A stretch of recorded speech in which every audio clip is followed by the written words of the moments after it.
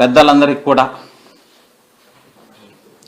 మా గిరిజన పెద్దలకి, దళిత నాయకులకి, మైనారిటీ నాయకులకి, బీసీ నాయకులకి చేతులు జోడించి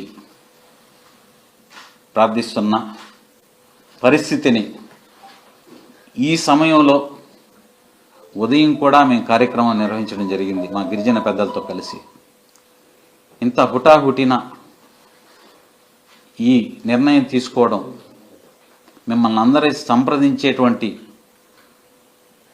చెప్పగలిగిన వరకు కొంతమందికి తెలియజేయడం జరిగింది.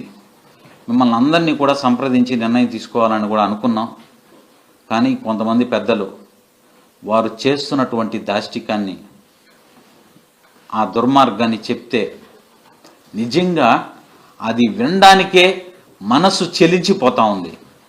ఈ నీచ రాజకీయాలు చేసే ఈ రాక్షసులకి ఏం చెప్పాలో అర్థం కావట్లేదు. వాళ్ళ విజ్ఞతకే వదిలేస్తున్నాం. మీకు బిడ్డలున్నారు, గుర్తు పెట్టుకోండి.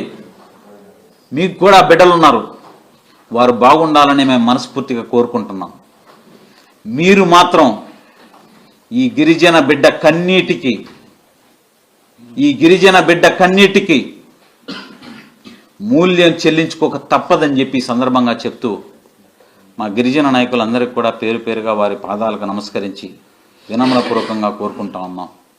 మిమ్మల్ని సంప్రదించేటువంటి సమయం కూడా లేనటువంటి పరిస్థితి. ఏది ఏమైనా మీరు మా వెంట ఉంటారని ఆశిస్తూ